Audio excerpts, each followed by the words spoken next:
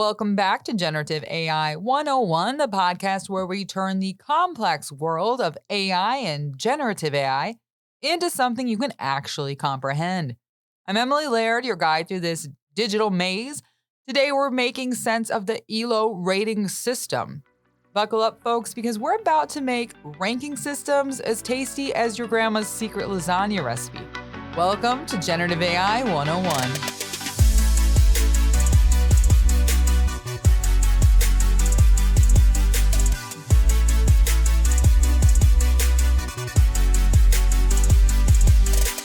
All right, let's get into it.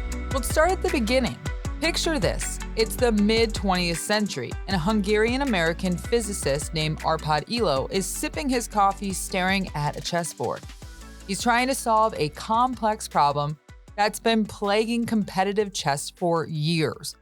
How do you fairly rank players in a game where skill levels can vary so dramatically?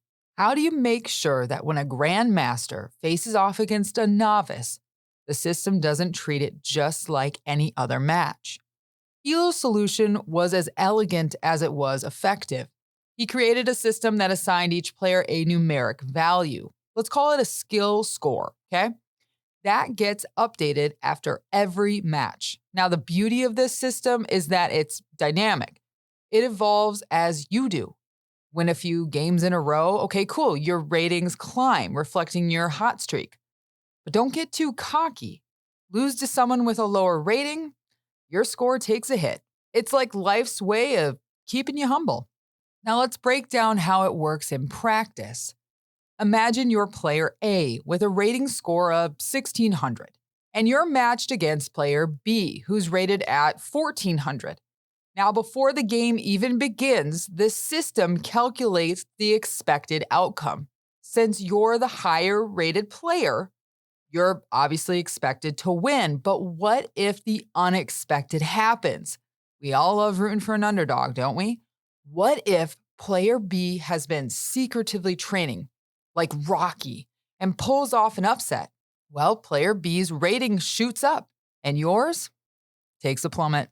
Now, the math behind this might sound complex, but it's really just a clever use of probability. The expected outcome, let's call it EA, is calculated using a logistics curve. So a fancy term for a graph that predicts the likelihood of different outcomes. If your rating is higher than your opponent's, your expected outcome, or EA, is high, meaning the system thinks you should win. If you do, your rating doesn't change much. After all, you were supposed to win. But if you lose, the system reevaluates your skill level more drastically. One key component here is the K factor, so a multiplier that determines how much a match affects your rating. Think of it as the spice in your curry, right? A high K factor makes every match a wild ride, with big gains and losses. A lower K factor keeps things steady, ensuring that your rating changes more gradually. In most systems, the K factor is higher for new players to quickly adjust to their true skill level, and then lower for seasoned veterans to prevent wild fluctuations. So let's pause for a minute and we'll just think about this in a different context, like online dating. So imagine a dating app that uses an Elo-based system. When you start swiping, you have a base rating, say 1500. As you match with people, your rating adjusts. If you get a match with someone whose rating is higher, maybe they have a killer profile picture or a witty bio, your score goes up more than if you match with someone closer to your own rating. It's a simple way of ensuring that over time, your matches are more likely to be with people who are a good fit for you. Crazy, right? But the logic holds. Now, Elo isn't without its quirks. One issue is the plateau problem. So as you keep playing, your rating may reach a point where it's hard to move up or down significantly, like trying to get your parents to upgrade their flip phones. This happens because as your skill stabilizes, so does your rating. In the world of AI, this can be a double-edged sword. On one hand, it's a sign that the system has accurately pegged your skill level. On the other hand, it can feel like you're stuck, unable to break through to the next level. Another challenge is in team-based games or non-zero-sum scenarios where outcomes aren't as black and white as win or lose. The traditional Elo system was designed for chess, a zero-sum game where one player's gain is another's loss. But what if you're designing a game with multiple players or teams like soccer? Adjusting Elo to account for things like goal differences, assists, or overall teamwork can get tricky, and there's no one-size-fits-all solution.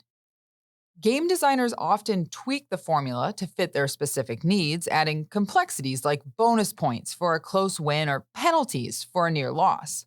Now, let's not forget, and most important to this podcast and our main focus, Elo has also made its way into AI, particularly in ranking algorithms and skill-based matchmaking systems.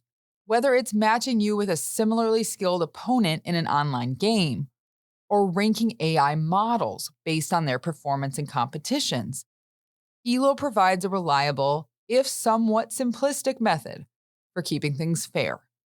For instance, in AI competitions where models battle it out to see which one can predict outcomes more accurately, right? We talked about the LIMSys scoreboard. Elo can help rank the models based on their performance over multiple rounds. In conclusion, the Elo rating system is like a finely tuned engine. It's simple, efficient, and adaptable. Sure, it has its limitations, especially when you move away from the one versus one scenario it was originally designed for. But with a few tweaks here and there, it can be molded to fit a wide range of applications from games to AI to, yes, even dating apps.